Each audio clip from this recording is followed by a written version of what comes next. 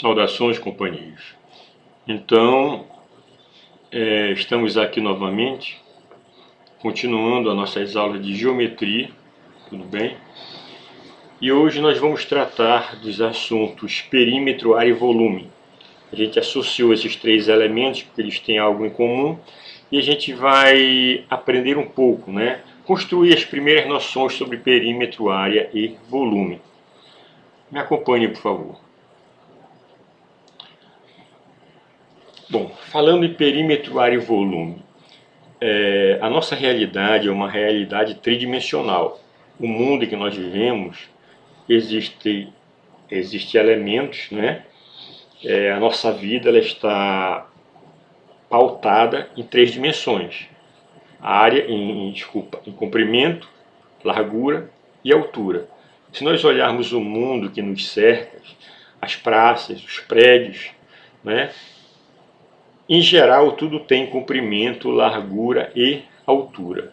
Por isso que nós dizemos que nós vivemos num mundo tridimensional. Tudo claro? A nossa geometria, aqui é a geometria do fundamental, ensino fundamental, chama-se geometria plana, que também recebe o nome de geometria euclidiana. Por quê? Por que geometria plana? Porque os elementos componentes dessa geometria, eles são construídos basicamente sobre uma superfície, sobre uma folha de papel. Portanto, essa geometria ela possui apenas duas dimensões, o comprimento e largura. Ela não possui altura. Lá no ensino médio, quando você, daqui com os anos, chegar lá, você vai deparar com uma outra geometria chamada de geometria espacial, que é uma geometria em três dimensões. Além do comprimento e altura, ela vai apresentar, além do comprimento e largura, ela vai apresentar uma altura. Nós temos aqui dois exemplos. Essa primeira parte aqui são as figuras espaciais de azul, chamadas de figuras tridimensionais, o tetraedro regular, o cubo e o dodecaedro. Não se preocupe muito com esses nomes a princípio, porque você vai ver com o passar do tempo eles em detalhe. Aqui, essas outras três figuras são as figuras planas, é a nossa realidade do fundamental. Aqui no fundamental a gente vai estudar apenas a geometria plana. Por exemplo, aqui nós temos um triângulo, aqui nós temos um quadrado. A palavra quadrado está com CUA, porque essa ilustração foi tirada de um site espanhol. Tá? Então no espanhol quadrado não é com Q, é com C mesmo. E pentágono. Então nós temos três figuras: quadrado, o triângulo e o pentágono. Tá bem? Se nós compararmos essas três figuras, as espaciais e as planas, se você observar o tetraedro, aqui na base do tetraedro, onde ele está apoiado, é exatamente um triângulo. Na verdade, o tetraedro é formado de triângulos. Um triângulo aqui desse lado, né? Um triângulo aqui desse outro lado, um terceiro triângulo por trás e o quarto triângulo aqui embaixo, na base. Então esse tetraedro, por isso que o nome é tetra. Tetra vem de 4. Ele é formado por 4 triângulos, tá bem? Só que é uma figura tridimensional. Então, a única figura que está no plano é a base dele que está apoiada no plano, que seria um triângulo. Tá bem? O resto está tudo fora do plano. A mesma coisa acontece com o cubo. Um cubo é formado de vários quadrados. Nós temos aqui 4 quadrados laterais, um superior e um inferior. Então o cubo é formado de 6 quadrados. Tá bem? E é uma figura tridimensional. A única parte que está no plano é a base do cubo, é o quadrado que está aqui embaixo, que é exatamente esse. Tá? Então o restante está tudo fora do plano. A mesma coisa com o dodecaedro. Um dodecaedro é formado de vários pentágonos. Se nós formos conferir aqui a quantidade de pentágonos que tem o dodecaedro, ele é formado por 12, né? 5 aqui, 5 do outro lado, esse aqui 11 e um do outro lado 12. Então é por isso que o nome é dodecaedro, 12, né? Portanto, essa figura é uma figura tridimensional formada de 12 pentágonos. Só que o único pentágono que está no plano é a base onde ele está apoiado. Os demais estão todos fora do plano. Então acho que ficou claro a diferença entre as figuras planas e as figuras espaciais, não é? As figuras espaciais geralmente são formadas de várias planas, tá bem? Figura plana é aquela que você consegue desenhá-la inteiramente numa folha de papel. Não fica nada subentendido. E ela apresenta apenas duas dimensões, largura e comprimento. E aqui na figura tridimensional, além da largura e comprimento, ela possui uma altura. Ficou claro, gente, a diferença entre figuras espaciais e figuras planas? Muito bem, seguindo adiante. Vamos agora ao nosso verdadeiro tema, não é? Que é o perímetro de um polígono. O que vem ser o perímetro de um polígono? Bem, primeiro vamos ver o que é um perímetro. O perímetro é um ente unidimensional, ele possui apenas uma dimensão, que é o comprimento. Bem, que nem uma reta, não é? Como nós temos que um polígono é exatamente a soma dos lados de um polígono, o perímetro é a soma dos lados de um polígono, e esses lados são formados por segmentos de reta, então nós podemos dizer, de certa forma, que um polígono, que um perímetro é uma reta poligonal. Tá? Então, quando a gente soma todos aqueles segmentos de reta da linha poligonal, nós temos o perímetro. Tudo bem? Então, vamos aqui na prática. Temos três desenhos aqui, ó. Dois polígonos convexos e um não convexo. Só recordando o que é polígono convexo e o que é polígono não convexo. Se você coloca dois pontos quaisquer dentro da figura e traça um segmento, se o segmento estiver contido todo ele dentro da figura, aquela figura é um segmento, é uma figura convexa, é um polígono convexo.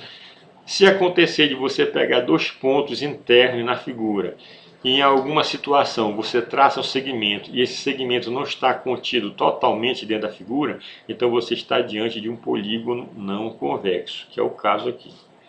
Mas independente disso, o perímetro de um polígono é calculado da mesma maneira, somando os lados. Por exemplo, o polígono desse triângulo ABC. Se eu quero calcular o perímetro desse triângulo ABC, eu vou pegar o lado AB, somar com o lado BC e somar com o lado CA. Quando somar os três lados desse polígono, eu tenho o perímetro dele. Tudo bem? A mesma coisa nessa outra figura. Essa figura aqui é um pentágono, só que é um pentágono irregular, os lados são diferentes, né? Então, se eu tomar os lados aqui, ó, o lado DE, somar com o lado EF, somar com o FG, o GH e o HD, se eu somar esses cinco lados, eu tenho o perímetro desse pentágono irregular. A mesma coisa nessa figura não convexa. Essa aqui é um quadrilátero porque ele tem quatro lados, ó. Lado AB, lado BC, lado CD e lado DA. Então ele é um quadrilátero, só que é não convexo. E o perímetro dele eu faço a mesma coisa, eu somo os lados. Somo o lado AB, né, o comprimento do lado AB, mais o comprimento do lado BC, mais o comprimento do lado CD, mais o comprimento do lado DA. E fazendo isso eu tenho o perímetro também desse quadrilátero. Então nós temos três exemplos aqui de perímetro, certo? Portanto, sempre que falar em calcular o perímetro de um polígono, eu tenho que estar atento que perímetro é a soma de todos os lados daquele polígono. Tudo bem?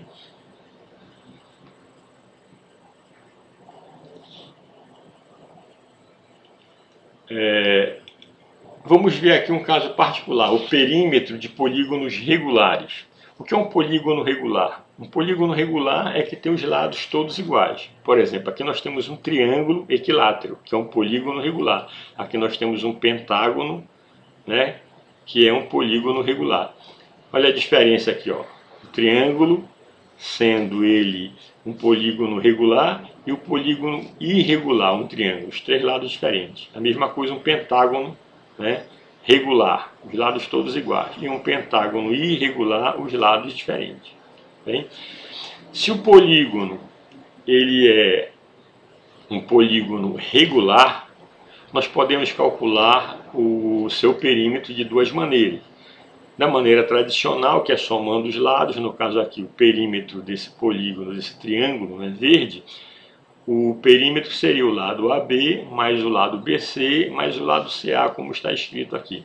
Portanto, como ele é regular, ou seja, como os três lados são iguais, né, tem a mesma medida, então basta eu multiplicar por 3 um dos lados. Por exemplo, eu pego o lado AB e multiplico por 3, já que o triângulo tem 3 lados, né? A mesma coisa nesse pentágono, eu posso calcular o perímetro dele somando os lados, DE mais EF mais FG mais GH mais HD. Né? Ou então, como ele é regular, ele tem os 5 lados iguais, basta eu multiplicar por 5 um de seus lados. Por exemplo, o lado DE, peguei o lado DE, mas poderia ser qualquer outro lado. Você pegar um dos lados, multiplica por 5, você tem o perímetro do pentágono. Tudo bem? Lembrando que aqui para nós, na nossa geometria, os perímetros geralmente eles vão estar nas unidades metro ou na unidade centímetro. E se ele tiver a medida dos segmentos, né, a medida dos lados do polígono, tiver na unidade metro, o perímetro vai ser calculado em metro. Se for em centímetro, o perímetro também calculado em centímetro. O importante é que a medida dos lados de um polígono tem que ser todas na mesma unidade. Se eu tiver um lado em metro, outro em centímetro, eu vou ter que transformar ou para metro ou para centímetro. Tudo bem? Eu não consigo somar metro com centímetro. Ou as unidades estão todas em metros, ou todas em centímetro. Seguindo adiante, vamos falar agora sobre a área de um polígono. Já sabemos o que é o perímetro, né, que é a soma dos lados. A área de um polígono, gente, como ela é um ente bidimensional, ela tem duas dimensões, que é a largura e o comprimento. Então, para a gente calcular a área, a gente vai imaginar uma superfície. Por exemplo, uma folha de papel, ela tem uma largura e tem um comprimento, né? Se nós formos olhar com detalhe, ela tem uma altura, mas a altura dela é tão pequenina em relação ao comprimento e à largura que ela é desprezada, por isso que ela é fininha, né? Então, um exemplo bem claro mesmo de área é uma folha de papel. A superfície da sala de aula, né, que você caminha sobre ela, você pode calcular a área da superfície da sua sala de aula, a área da mesa do professor, a área de um terreno, por exemplo. Né? Então, área é exatamente a medida de uma superfície. Ficou claro isso? Tá bem? É importante a gente compreender o que significa uma medida de área, né? E para nós calcularmos a área de um polígono, aí isso vai depender da forma desse polígono, do formato dele, porque dependendo do formato, nós temos uma maneira diferente de calcular a área. Não existe uma única maneira como o perímetro. O perímetro não. Para calcular o perímetro, basta você somar sempre os lados desse polígono, independente dele ter 3 lados ou 50 lados. Sempre você vai somar os lados dele, aí você tem o perímetro. Para você calcular a área, vai depender da forma. Por exemplo, se nós temos um retângulo aqui, ó, como é que eu faço para calcular a área desse retângulo? Perceba que se eu considerar um pontinho aqui na base, esse pontinho azul aqui, e multiplicar por esse pontinho azul aqui da altura, eu vou ter o cruzamento dos dois pontinhos, esse pontinho amarelo aqui. Então esse pontinho amarelo é a multiplicação desse pontinho azul que está na base AB, multiplicado por esse pontinho azul que está na altura AD. E se eu pegar vários pontinhos aqui na base e multiplicar por esse pontinho da altura, eu vou ter vários pontinhos aqui que estão representados de violeta, né? Rosa choque, sei lá, né? Então você tem aqui. Imagina que se você pegar todos os pontos aqui da base AB e multiplicar por todos os pontos da base AD, você vai ter todos os pontos aqui de dentro dessa superfície de laje. E aí você tem calculado a área desse retângulo. Então, para nós calcularmos a área de um retângulo, a gente vai tomar a base que no caso está representado pelo segmento AB, pelo lado AB, e vai multiplicar pela altura que está representado pelo segmento AD, pelo lado AD. Tá? Portanto, quando eu multiplico o comprimento da base pelo comprimento da altura, eu tenho o cálculo da área de qualquer retângulo. Portanto, está aqui a fórmula para calcular a área de um retângulo. Né? A área de um retângulo, representada pela letra A, é igual ao produto da base pela altura desse retângulo. É a figura mais comum, não é a figura mais usada no cálculo de área. Se nós temos um quadrado, se a nossa figura é um quadrado, nós sabemos agora que um quadrado é a particularização de um retângulo, né? Então, para calcular a área de um quadrado, a gente vai usar a mesma ideia do retângulo. Vai tomar a medida da base AB e vai multiplicar pela medida da altura AD. Só que perceba que esse quadrado apresenta os 4 lados iguais. Eu chamei de lado. Então, quando eu multiplico a base, que eu chamei de lado, pela altura, que eu chamei de lado também, vai ficar lado vezes lado. E lado vezes lado, eu posso escrever lado ao quadrado. Né? Sempre que eu multiplico duas coisas iguais, eu posso escrever ela ao quadrado. Por exemplo, 5 vezes 5, eu posso escrever 5 ao quadrado. Certo? Portanto, para calcular a área de um quadrado, basta a gente tomar um dos seus lados, já que todos os lados são iguais no quadrado, e elevar ao quadrado. Então, a área do quadrado é fazer o lado ao quadrado. Dessa forma, nós temos o cálculo da área de um quadrado. Tudo bem? Ficou claro? E uma outra figura, o triângulo. Uma figura bem popular também é o triângulo. Para nós calcularmos a área de um triângulo, observe o seguinte. Se nós desenharmos um retângulo, vamos partir da área do retângulo, tá? E se eu unir esses dois vértices, eu tenho uma diagonal.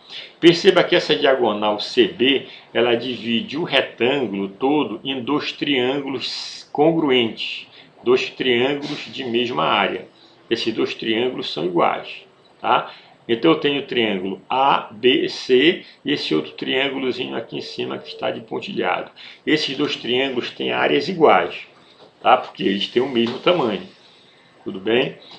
Então, para eu calcular a área de um triângulo, eu vou fazer o quê?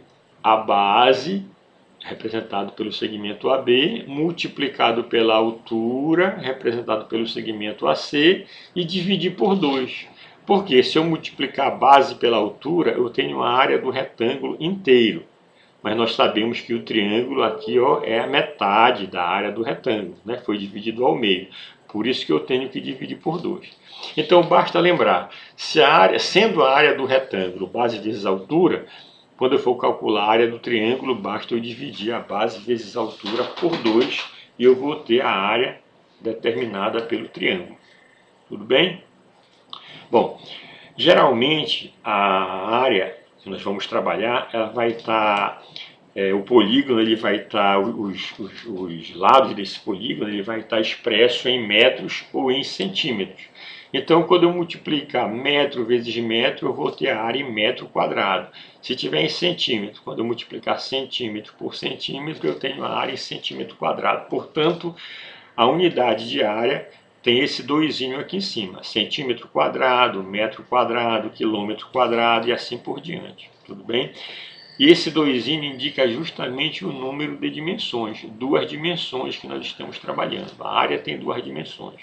Por essa razão que centímetro quadrado é a unidade de área, assim como metro quadrado. Seguindo adiante, vamos ver o volume. Já vimos o que é perímetro, que é um ente unidimensional. Já vimos que a área é um ente bidimensional, tem largura e comprimento. E o volume é um ente tridimensional, ele apresenta comprimento, largura e altura. Tudo bem? E que nem a área, o volume, o cálculo do volume depende da forma da figura, né? Dependendo da forma, você usa uma maneira diferente, um raciocínio diferente para calcular a área, o volume. Então, se eu tenho essa figura aqui formada de vários retângulos, ela é chamada de paralelepípedo, uma caixa, né? uma caixa padrão, ela é chamada de paralelepípedo. Então, como é que eu faço para calcular o volume desse paralelepípedo? Primeiro vamos entender o que é o volume. Imagine uma caixa de sapato vazia, sem tampa, tá? E você começa a colocar areia nessa caixa até a borda dela, até não caber mais nada. Pronto, essa caixa fica cheia de areia. Essa quantidade de areia que coube nessa caixa de sapato é exatamente o volume da caixa de sapato. É a quantidade de areia que ela comporta, ou de outro material, né?